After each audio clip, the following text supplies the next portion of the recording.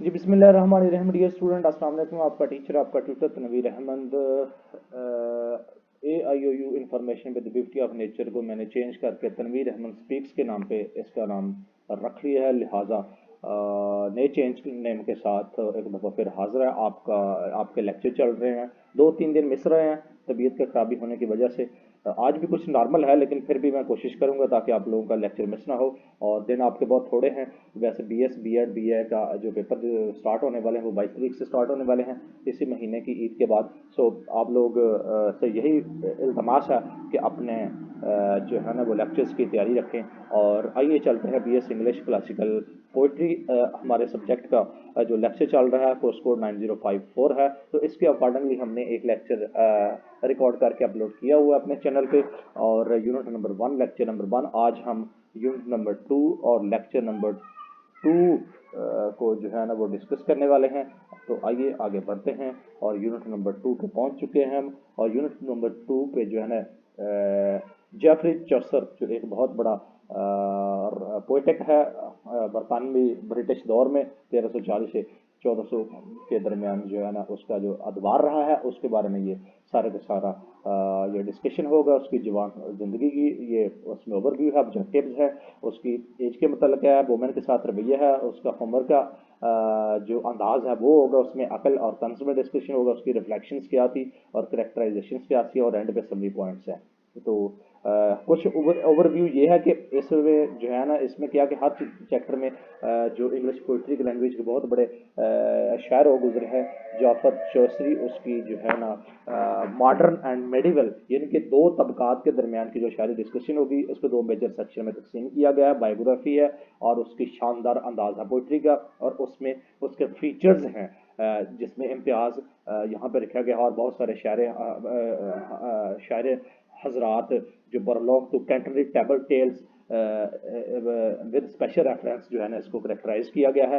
तो ये कुछ जो है ना एंड पे कंक्लूजन है, ये उसका ओवरव्यू है। ऑब्जेक्टिव इसमें क्या है कि आप लोग क्या ये 10 चीज़ें हैं आप लोग सीखेंगे। मिडल एज के बारे में सीखेंगे, आप इंग्लिश लैंग्वेज के 14वीं सदी के बारे में सीखेंगे, चौसरीज कंट्रीब्यूशन का इंग्लिश लिटरेचर में क्या रोल रहा है, account for the reasons, Latin French word के बारे में इसकी कंसिडरेशन कैसी रही वो सीखेंगे, जस्टिफिकेशन चौसर्स की फादर ऑफ इंग्लिश लैंग्वेज रहे हैं वो कैसी होगी वो इसमें दिया गया है। कमेंट ऑन द स्टेटमेंट है इसमें कि बहुत सारे लेक्चर्स हजरात में या स्कॉलर हजरात में इसकी चौसस के अगेंस्ट जो है ना कमेंट किए हुए हैं। डिस्क्राइब सोशल एंड रिलीजियस इसकी कंडीशन जो इंग्लिश रिफ्लेक्टेड अदवार में रही है, जो स्पेशली प्रोलॉग और कैटरली टेल्स के कंटेक्स्ट में। Analyse how Chaucer makes his character, और ये कुछ चीज़ें जो है ना इसमें डिस्कशन होगी। तो Chaucer Geoffrey Chaucer was the son of John Chaucer, ये एक बहुत बड़ा लंदन का राइटर था। डेट ऑफ बर्थ इसकी जो है ना वो नॉट एग्जैक्टली नोन, हर बंदा नहीं जानता। अकॉर्डिंग टू पोलर्ड के मुताबिक he was born probably a little after 1344। Pollard के मुताबिक जो एक बहुत बड़ा राइटर हो जाता है 1340 के अदवार में जो है ना लगभग इसके करीब मिलती है। Where as author Compton Rickett here says, उसने कहा है ऑथर जो कॉम्पटन रैकेट है उसने फरमाया है मोस्ट स्कॉलर फिक्सेड 1340। ज़्यादातर स्कॉलर यही कहता है कि 1340 के अदवार के इर्द गिर्द जो है इसकी पैदाइश है। This controversy however has nothing to affect Chaucer's place. बहुत सारी कंट्रोवर्सी नहीं है इंग्लिश पोइट्री में चौसर्स का प्लेस ऑफ द फादर उसके अगांस्ट, लेकिन फिर भी इसके बावजूद Chaucer would remain one of the greatest poets of the English despite such English के अदवार के कंटेक्स्ट में फिर भी उसका मुकाम एक अपना अलग है। Chaucer is the representative of the 14th century England, Pope is the 18th century English life and tension of the Victorian era. 14वीं सदी सेंचुरी इंग्लैंड के पॉप का है, और 18th सेंचुरी इंग्लिश लाइफ जो है ना इसके अकॉर्डिंगली विक्टोरियन एरिया के में इसकी जो है ना चीज़ें हमें इसकी अगर डिटेल में जाएं तो बहुत सारी चीज़ें इसके अकॉर्डिंगली हमें मिलती हैं। चौथी early age was spent in London, London के अवाइल में गुजरी है उसकी इब्तदाई ज़िंदगी। उसके तजर्बात ऑब्जर्वेशन उसके मुशाहदत of the spirit have a lasting impression on the poet's imagination. इसकी ज़िंदगी के तजर्बात मुशाहदत उसकी ज़िंदगी में एक गहरा असर मरतब किए हुए हैं। बिसाइड आफ्टर फॉर्मेटिव इम्प्रेशन उसकी पहलू के इब्तदाई असरात के the life Chaucer life in London is likely behind the versatile character. आपका करेक्टर एक वर्सटाइल यानी कि हर फन फौला रोल प्ले कर रहा है। He has portrait in the prologue के पोर्ट्रेट के अकॉर्डिंगली उसके जो है ना इम्प्रेशन के बावजूद उसकी लाइफ जो है ना एक बड़ी इंपॉर्टेंट रोल प्ले करती है। In 1357 Chaucer was appointed to the household, उसको अपॉइंट किया गया 13 एलिजाबेथ के हाउस होल्ड में कॉन्टेंस ऑफ अलिस्टस, अलिस्टस के काउंटीज़ के अकॉर्डिंगली। ये एक बहुत बड़ा बंगला था, बहुत बड़ी रहायश एलिजाबेथ की, वहाँ पे उसको अपॉइंटेड किया था। 2 years लेटर, 2 साल के बाद he was arrested by the French while he was a military, एक मिलिट्री मुहिम में जो फ्रांस के दौर में थी उसको अरेस्ट कर लिया गया। The king paid handsome amount, तबान के तौर पर, हैंडसम तबान के तौर पर बादशाह ने चौसस को रिलीज करवाने के लिए अच्छी खासी रकम अदा की। He was afterward appointed as a personal attendant, और उसके बाद उसको पर्सनल अटेंडेंट यानी कि ज़ाती मुखादम मुकर्रर कर दिया किसका, ऑफ द किंग, बादशाह का। And was called as beloved valet, और उसको एक बिलव्ड वेलेट का नाम दिया जाएगा, यानी कि एक महबूब जो है ना खिदमतगार का नाम दिया जाए। To esquire and was assign to the job in the court, और उसको बाद में जो जॉब आसान की थी वो एंटरटेनमेंट की थी कोर्टिया वाइल में। एंड एनी स्ट्रेंजर्स, और वहाँ पे जो अजनबी देर कम एलान आते थे उनको एंटरटेन करना था। In this position Chaucer had chance to develop a social, in position में चौसर के लिए मौका था कि वो अपने सोशल क्वालिटीज़ को, यानी कि माशरती जो क्वालिटीज़ को, द रिफ्लेक्शन ऑफ विच, कि उसको वो रिफ्लेक्ट करता है सीखने के बाद, we may find in the character portrait and एक्मेंट with which he express understand का ह्यूमन नेचर को, वो ह्यूमन नेचर को इनके माशरती पैसे के वाइल में किस तरह अंडरस्टैंड हो, उनके अपनी बढ़ोतरी अखलाकी एतबार में या सोशली एतबार में वो किस तरह आगे लेकर बढ़ता। तो from 1370 to 1378 he was assigned diplomatic, उसको एक और मिशन असाइन किया गया, और ये mission which provided him to opportunity to go abroad, के बाहर जाओ and add to a social experience, और अपने सोशली जो तजर्बात है उसको ऐड करो। द वैरायटी ऑफ डीपर, और variety of deeper human nature, यानी कि उसकी जो ह्यूमन नेचर थी उसके अकॉर्डिंगली उसमें इतना उसने लर्न किया, उसमें एक डीपली एक ह्यूमन नेचर को ऑब्जर्व किया अपने सोशल तजर्बात के कंटेक्स्ट में, and insight into the various culture, और बहुत सारे कल्चर्स को अंदरूनी तौर पे देखा, उनके एटीट्यूड्स को, उनके साइकोलॉजिकल पैटर्न्स को ऑफ बिहेवियर, और उनके जो एटीट्यूड और बिहेवियर था उसके पैटर्न्स को साइकोलॉजिकल तौर पे लर्न किया। था इटालियन फ्लुएंसी, और उनमें जो अतालवी असंदाजी है स्पेशली अफेक्टेड हिज लेटर लिटरेटी, जो उनका अदबी काम था, बाद में उसमें इटालवी यानी कि इटालियन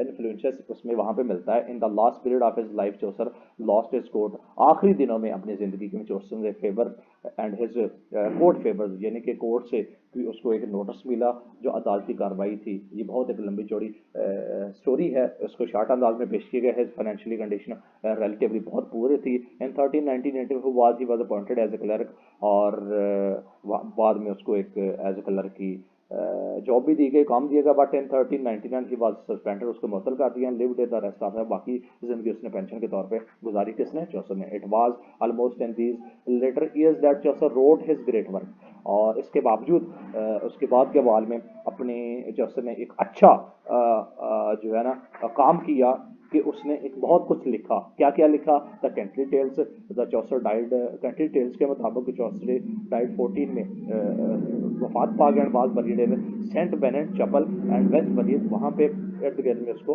दफन किया गया। The historian of English literature, यानी कि इंग्लिश लिटरेचर को जो लिखारी हैं, जो हिस्ट्री लिखने वाले हैं, वो कहते हैं divided Chaucer work in 3 period of convenience of the readers of चौसर, कि जो पढ़ने वाले हैं उनके लिए इस चौसर का जो पीरियड है 3 अदवार में तकसीम किया गया इंग्लिश लिटरेचर्स के लिखने वालों ने चौसर टू अंडरस्टैंड, उसको समझने के लिए। And under which influence Chaucer poetry evolve, की उसकी पोइट्री जो है वो हमें किस अंदाज में अफेक्ट करती है या मुतासर करती है। इट में हेल्प अस टू आइडेंटिफाई, और हमें ये आइडेंटिफाई करवा सकती है the social and literary impacts, उसके जो सोशल इम्पैक्ट था और उसके जो अदबी इम्पैक्ट था, which shape to the poet's imagination के, एक शायर हजरात का इमेजिनेशन किस तरह क्रिएट होते हैं, and genius to create a work the life, और अच्छा वर्क कैसे वो अपने आप को अदबी अंदाज में वो प्रेजेंट करते हैं। द कंट्री टेल्स उसका ये एक बहुत बड़ा नमूना था। The 3 periods in which Chaucer writings are divided into, जो 3 अदवार हैं चौसर के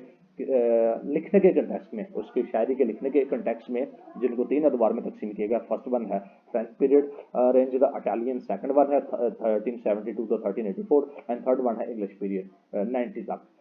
दो it would always be remember that, हमें ये याद रखना चाहिए he was noted on French literature के फ्रेंच अदब के फ्रेंच अदब की दुनिया में उसका जो एक अंदाज़े बयान था वो एक अंग्रेज़ ज़बान से अपने अदबी तरीके में आखिर तक रहा। अदबी तरीके में इसका आखिर तक रहा किसका इसका चौसस का फ्रेंच अखबार में अंदाज extent English and literacy method to very end, यानी कि उसका अदबी तरह एंड तक रखा। अनलाइक लॉन्ग लेट के मुताबिक showed he looking for English literature verse and despite his admiration for Italian poetry he refrained with one trifling exception from following their metrical patterns author Compton Rickett 1964 के accordingly. वो फरमा रहे हैं कि अंग्रेजी ज़बान के इशारे से कोई दिलचस्पी नहीं ज़ाहिर की और अतालबी शायरी की तारीफ के बावजूद वो उनके मैट्रिक नमूनों पर अमल करने से एक छोटी छोटी रियायत से परहेज किया गया। ऑथर कॉम्पटन के मुताबिक तो the first French period is accordingly it was Chaucer was required to that were third he first began to write and pray to virgin ABCs declared by many to his first poem. The other works of period one Roman there arose is complaint to the poet book of the Duchies. First दौर में वो क्या कहता है ये वो वक्त था जब चौसर एडवर्ड थ्री का मतम नजर था स्क्वायर, यानी कि एक दिल लुभा देने वाला था। तो उसने पहली जो दिल से दुआ की वर्जन दिल से दुआ की ABC is declared by the first poem. ABC उसकी जो है ना फर्स्ट नज़म थी जिसको दिल से दुआ करने के बाद उसने ये लिखी the other works of his period Roman the law. और इनकी पहली नज़म करार दिया और इस दौर के दूसरे काम रोमन डी लॉगला पे तकमील जिसकी किताब है, यानी कि डिचिस की किताब है। ये दूसरी अदबार के दौर है। The second the Italian period 1370 to 84 the period covers Chaucer's diplomatic missions. ये जो है ना डिप्लोमेटिक मिशंस को कवर कर रहा है। Two of these missions were to Italy Genoa Pisa Florence and Lombardy. It was the time of early renaissance. ये renaissance का इब्तदाई दौर था। Petrarch Boccaccio and Giotto were the literary giants of the period. और इसके जो है ना अदबी जो मोहरे हैं लिखने के, तो ये एक दो तीन चार किस्म के अदबी मोहरे हैं जो इसकी क्वालिटी एक मुंह बोलता सबूत है चौसर की। Chaucer was fortunate to have a chance to meet उसका वो एक खुशकिस्मत है कि उसको पेट्रोच जो एक वक्त का बहुत बड़ा शायर था उसको मिलने का मौका मिला इन पर्सनली तौर पे and read the stories of Boccaccio. और उसने बुकाको की स्टोरीज को रीड किया। ऑन हिज रिटर्न वापसी पे ही रोड टेलिस and Criseyde which was the founded on Boccaccio on first tire. और उसने वापसी पे ये जो फाउंडेड ऑन बुकाको जो बेसिक बुकाको की मशहूरियत थी बुकाको की एक बहुत बड़ी स्टोरीज हैं उसको इन्होंने रोक किया। जब Chaucer work was that he just returned by English retreats and religious feelings. So यहाँ पे जो है ना बुकाको और जुवेटो इस दौर की इस अदबी जज्बात थे। चौसर की खुशकिस्मती थी कि वो पेट्रॉयस से ज़ाती तौर पर मुलाकात करने और बुकाको की कहानियाँ पढ़ने का मौका। वापसी पर उसने ट्रोप्रस और क्रेटस जो बुकाको के अपने फनलिस्ट हर कायम किया गया था चौसर का काम था। उसने अंग्रेजी मजाक और मजहबी जज्बात से सिर्फ एक कदम उठाया। द स्टोरी ऑफ गरिल्शा इसकी मुंह बोलता सबूत है। मैन ऑफ लॉ मरीख की तमील इनकी औरत की कमील पार्लियामेंट फौज हाउस ऑफ फेम और अच्छे खवातीन की the legend of good women. ये इसकी सेकंड अदबार की कहानियाँ हैं किसकी चौसर का। English period 1314 1399। Some of the Canterbury tales were written during the earlier period, but those most characteristic in English were written at this time.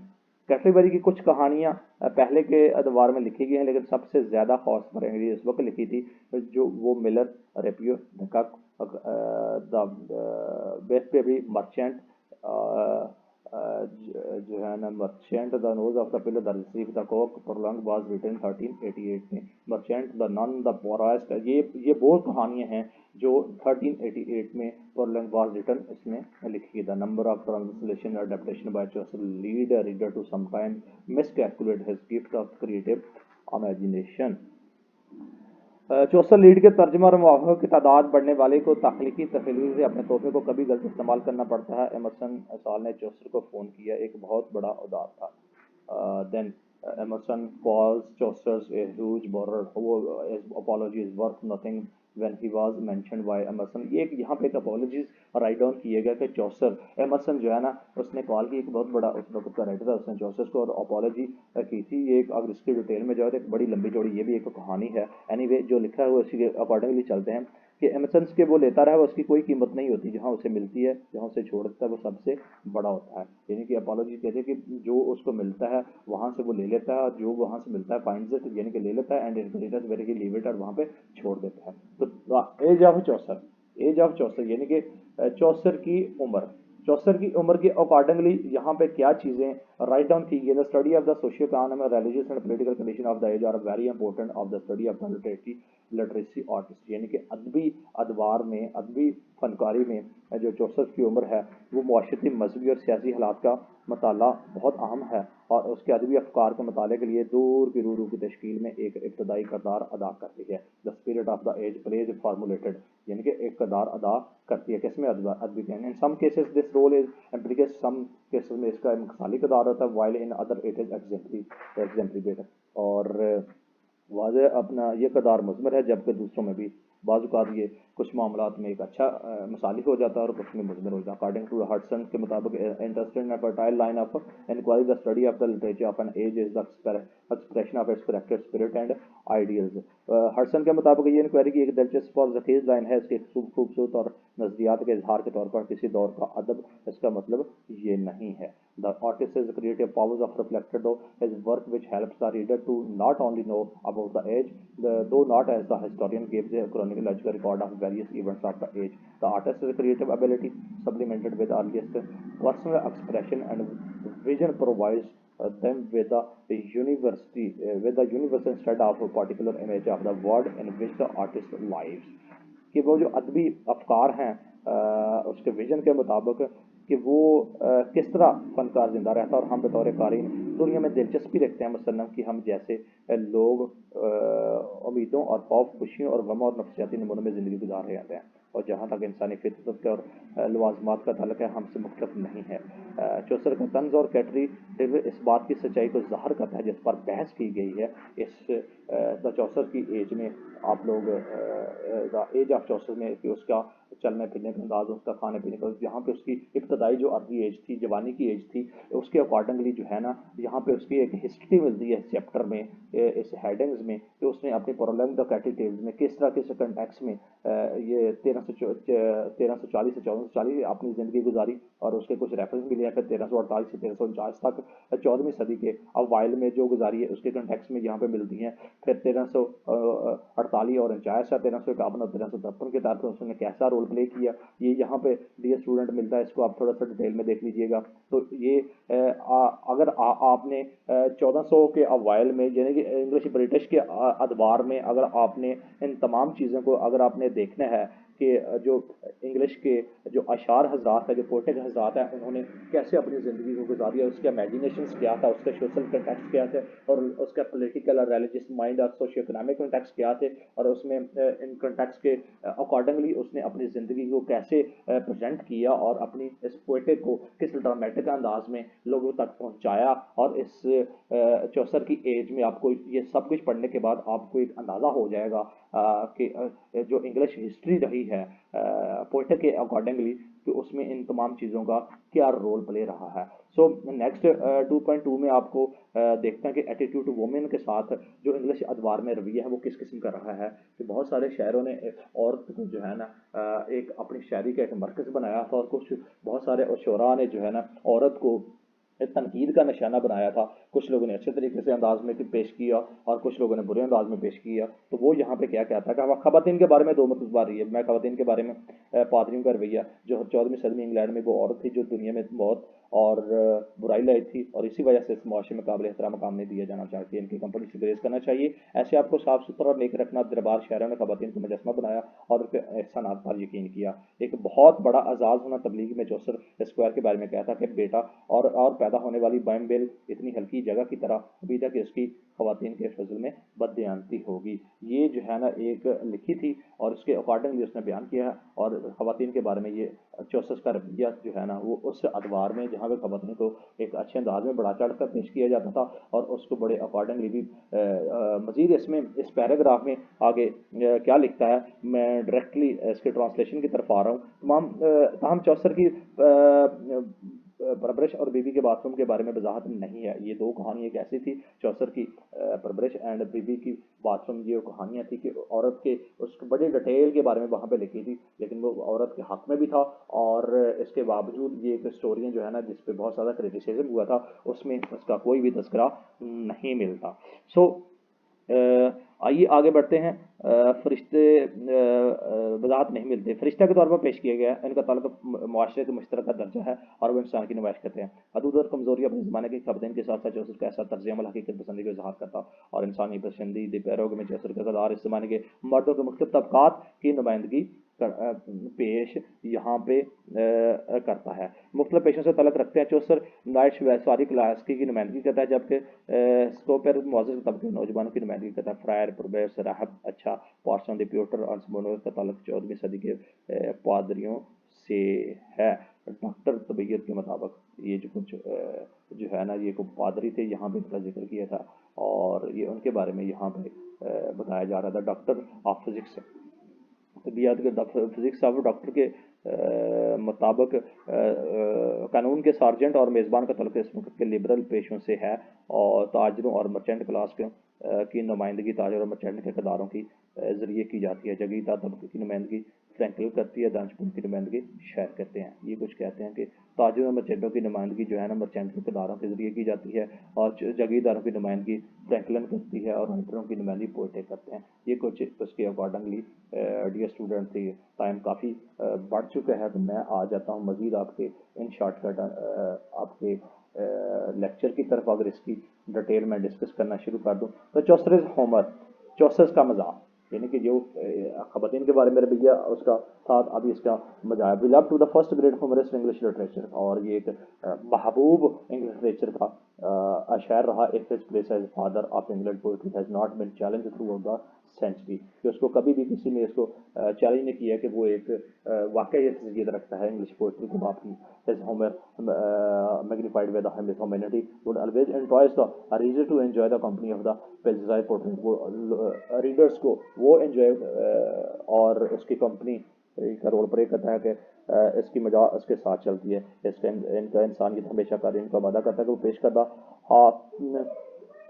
हाजियों यानी कि पिल्जरिज हाजियों की सोबत से लुत्फ उठाएं। चौसर के जरिए शेक्सपियर की पेशकश में डॉक्टर जॉनसन का बयान वो कुछ भी बहुत सो को क्वेश्चन नहीं कर सकता और कुछ देर तक खुश नहीं रह सकता, लेकिन आम नौइयत की सिर्फ नुमाइंदगी को बरकरार रखती है। चौसर से सच है कि इसमें चौसर के बगैर अपने अपने किरदारों को मज़िया शहर में उनके नाकस और उनके बाद किसी किस्म की बदआमदी या नफरत ऐसी फ़राक और नेक मिजाज अलाज उन्हें प्यारा बंदा, क्योंकि वो आम नौइयत की पहली से आखिरी मुद्दा का नुमाइंदगी करते हैं। ये कुछ जो है ना वो मज़ाक है चौसर का अपने उसके अकॉर्डिंगली। इस मज़ाक को मज़ीद आप डियर स्टूडेंट रीड आउट आप करेंगे तो उसके आपको पता चल जाएगा। मैं आपको शॉर्टकट बता रहा हूँ कि इस मज़ाक में मर्दों और औरतों की उनकी तरफ उनकी तंज़िया और सितम ज़रीफ़ी इस्तेमाल का धमकी अमेज़ और गैर मुतल्लक़ तनबीह के ज़रिए उनकी तलीम के लिए एक खतीब बनने के लिए महवर है। तंज़ में उनके किरदारों की तस्वीर खुशी में हंसी और चौसर के साथ वाबस्ता नहीं है। इन पर हंसी लेकिन उनके साथ साथ दिल की गंदगी से इस तक मज़ाक की हंसी रेंज है। सीधे सीधे हंसी वो नाजुक अंदाज है, इसके साथ की तरफ इशारा करके कारी को महफूज करता है।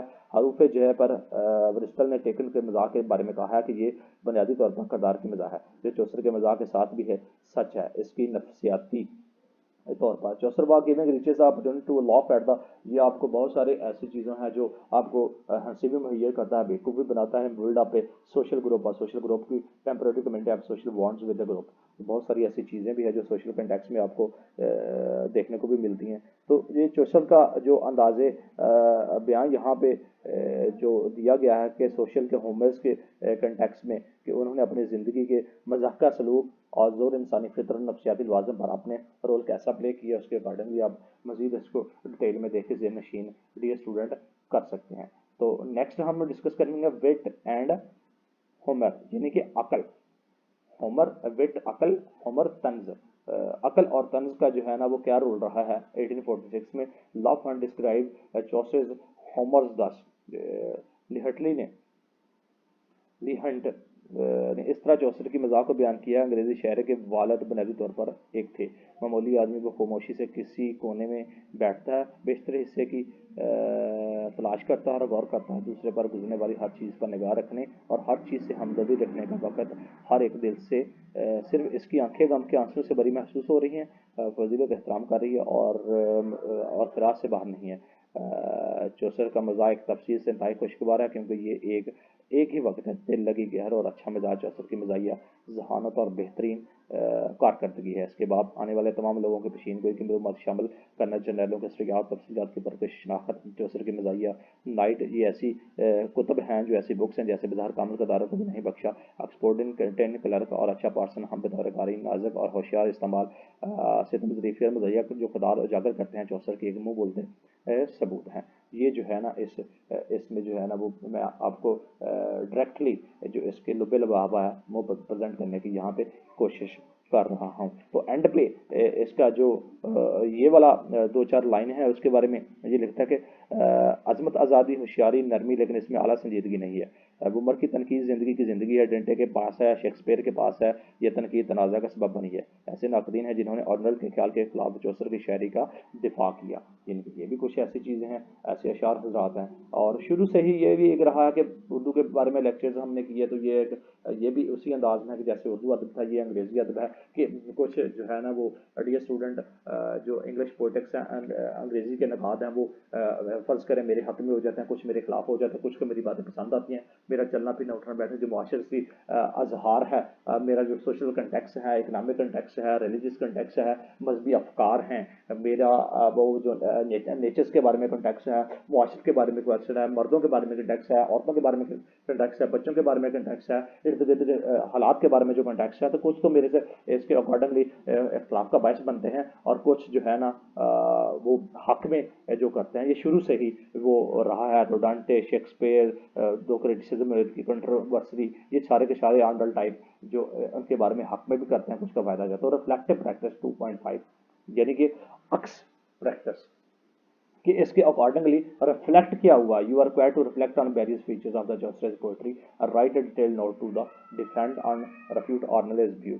ऑर्नलेस व्यू क्या कहता है, आपको चौसर की शायरी के मुख्तलिफ खसूसियात पर गौर करने और उस पर एक तफसीली नोट लिखने की जरूरत है। आर्नल्ड के ख्याल का दफा या तदयीद करें, मनज़ला मुख्तलिफ तनकीद, ऐसा जैसे मैं कह रहा हूँ आर्नल्ड ने और चौसर शेक्सपियर ने बहुत सारी तनकीद की, तो उसको आपको प्रैक्टिकल तौर पर जो है ना वो एक असाइनमेंट देखना पड़ेगी और उसके अकॉर्डिंगली आपको देखना कहते। तो फर्स्ट वन क्या है, we all know that Matthew Arnold denied the medieval poets possess his seriousness but Matthew, तो इसमें ए में वो क्या कहता है, हम सब जानते हैं कि मैथ्यू आर्नल्ड ने इससे इनकार किया है कि वो करोने बस्ती के शायर से आला मुकाम के मालिक हैं संजीदगी, लेकिन मैथ्यू आर्नल्ड की आला संजीदगी अक्सर सिर्फ ज़्यादा और खुश्क सालमेद जी के प्रेस्टन है। यानी कि जी के प्रेस्टन के मुताबिक ये सारी की सारी उसके सीरियस ने इसमें ज़ाहिर कर दिया। नंबर बी में वो क्या कहता है, वो शायर जिसने ट्रांसन के इख्तितामी मराहल लिखे और कमवारी को दावत दी, दूसरी रहबा का तंज, इससे इस बात का यकीन होना चाहिए कोई पैगाम नहीं है, लेकिन इसकी संजीदगी, उसकी ख्याली जज्बाती, जो उसकी आज़ादी और उसका तंज और लातल की विज़न की बराह रास्त और इंसानियत से बलातर वो खसूसियात हैं जो कभी भी इसके अकॉर्डिंगली जो हम पर भरोसा कर सकते हैं अतला करें और हमें सख्ती से इस पर अमल करना चाहिए। फिलिप सडिन के अल्फाज इन लोगों के साथ दर्जाबंदी के लिए वाज़ह तौर पर लिखे गए हैं और इस शायर का नाम लिखें जो वहाँ पे बताया गया। तो नंबर सी पे बाई हाई सीरियसनेस, आला संजीदगी के ज़रिए आर्नल्ड का मतलब है कि अंदर ही फ़नी खसूसियत की मुस्किल शान शौकत एक तरफ, इंतहाई मकसद और संजीदा तरीका, उसके साथ खसूसी गुफ्तगू दूसरी तरफ हमारे वजूद का सबसा अहम पहलू है। But Arnold concept of high seriousness is based on morality, simplicity and life style. Number 4 पे वो कहता है कि आर्नल्ड का आला संजीदगी और तसव्वुर अखलाकियात, अजमत और बुलंद वाली अंदाज पर मबनी है, एक वक़ार वाली ज़ुबान और आम ज़ुबान से नफरत करने वाली, ये तमाम चीज़ें हैं। ये रिफ्लेक्शन है किसका, चौसर्स का। तो आगे है 2.6 में चौसर्स करेक्टराइजेशन, चौसर्स की खसूसियात, ग्रेटेस्ट कंट्रीब्यूशन टू, एक अच्छा अंग्रेज़ी अदब में चौसर की सबसे बड़ी शराकत उनके किरदारों की तस्वीर कशी है। उसका फ़न, खसूसी इंसानियत, फितरत, उसकी नफ्सियाती बसीरत बम्बड़ी है जो पेश कर दिया। किरदारों की आलमगीरियत, यानी कि Shakespeare in the field, renders of the university, आलमगीरियत इस शोबे में शेक्सपियर के साथ खड़ा करने के लिए एक करून बस्ती या तो तमाम मकामात के लोगों को तकबा और बातिल साजी के इम्तिहान में लाया। इस तरह के मोरग फरीन ने चौसर की इस काबिल बनाया कि वो हमें एक क्रॉस सेक्शन दिखाया। तकरीबन अंग्रेज़ी में ज़िंदगी 14वीं सदी में तमाम तबक़ात के नुमाइंदगी होते हैं, सवाई और आला सबसे कम कोई छोटा हो जाता है और कोई बड़ा हो जाता है। Harvard Kristen Smith 1962 Chaucer represent the diverse of the profession 14th century के शायरों के मुताबिक वो कह रहा है इस करेक्टर विद वेदर गुड को अच्छे भी होते हैं और bad of the perfect specific of the class to the which को अच्छे होते हैं और जिनका कुछ बुरे तासरात का इजहार भी होता है। Night of and his son the square represent the nobility of चौसर, ये नाइट एंड हिज सन के मुताबिक जो है ना उसमें आपकी नोबिलिटी का अकॉर्डिंगली एक अच्छा ही होता है। द मैन ऑफ लॉ है, द एक्सपोर्ट ऑफ क्लर्क है, और ये बहुत सारी आपकी तसनीफात हैं जो जोसेफ की कैरेक्टराइजेशन को जो यहाँ पे एक्सपोज करती हैं। तो character on the end of the hand of the character who present the 14th century English society but they are individual Joseph art through dresses.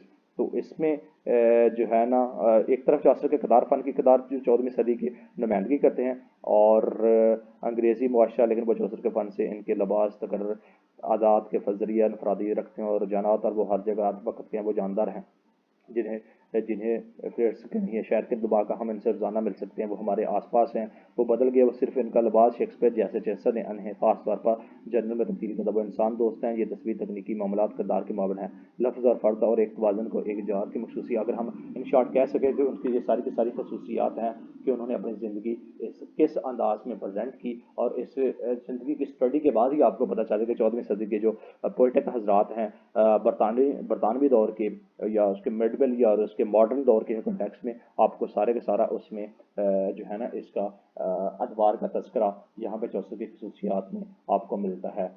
सो ये एक आइडियलाइज करेक्टर है presented utmost the mould and stale और इन और ये बहुत सारी ऐसी चीज़ें हैं जो डियर स्टूडेंट आपको जो है ना इसका डीपली स्टडी करें और इन तमाम चीज़ों को जहन नशीन करें। मेन पॉइंट जो मैंने अपने लेक्चर में आपको डिस्कस कर दिए हैं ताकि आप लोग इजीली इसको अंडरस्टैंड करें और शॉर्ट टाइम में अपने पेपर की तैयारी कर सकें। सो ये कुछ ऐसी चीज़ें थी। आगे आ जाता है समरी पॉइंट। समरी पॉइंट में यहाँ पे हमने क्या जाके जो इसकी वर्क के बारे में देखा, इसकी मेजॉरिटी क्रिटिक्स जो जितने भी अनकात थे जो उन्होंने क्रिटिसाइज की उसके बारे में पढ़ा कि कितने हजरात थे, आप उनका नाम याद कर सकते हैं। और उसको चौसर को पोइट्री का बाप भी कहा जाता है, the first great humanist of English literature भी कहा जाता है, उसको historian of English literature divided three जो वर्क्स हैं, इटालियन है, इंग्लिश है, फ्रेंच है, उसको तकसीम किया गया।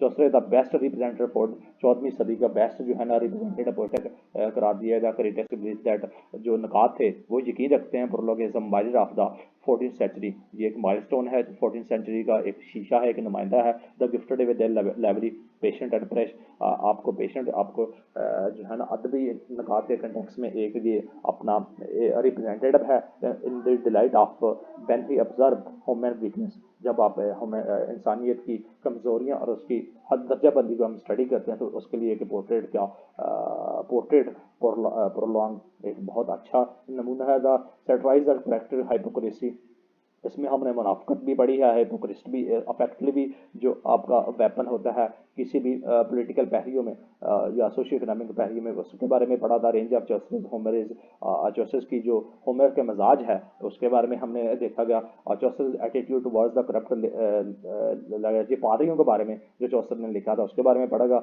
या Chaucer art of character based on the psychological insight उसके बारे में पढ़ा गया।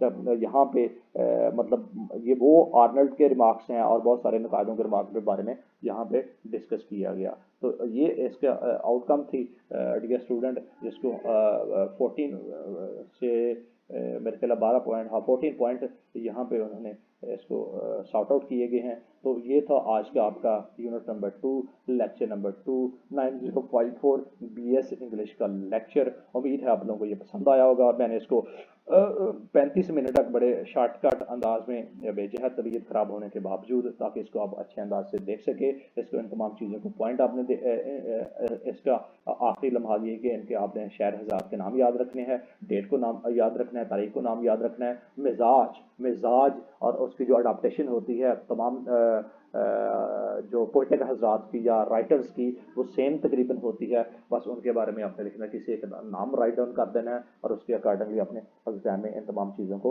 राइट डाउन करने के बाद उसको फुलफिल करना है आप लोगों ने। तो ये समरी पॉइंट जो सॉर्ट आउट किए हैं, उसके बारे में सेल्फ असेसमेंट है कि आपने इसमें क्या चीज़ें सीखी और क्या पढ़ा है, उसमें आप अपने इम्प्लीमेंट कर सकते हैं। और नेक्स्ट होगा यूनिट नंबर 3, उसके लिए आप इमेज स्पेंसर को हम डिस्कस करेंगे, उसके लिए इंतज़ार कीजिए। तो नए आने वाले स्टूडेंट या जो भी यहाँ जिसके पास भी ये लेक्चर पहुँचता है, तो काइंडली इसको पूरा देखिए। पूरा देखेंगे तो आपको पता चलेगा कि इसमें है क्या, और आने वाले दिनों में बहुत कुछ अपलोड करूँगा मैं इंशाल्लाह ताला। अल्लाह ताला आप सबको, मुझे भी और आप सबको अपने हिफ्ज़-ए-मान में रखें।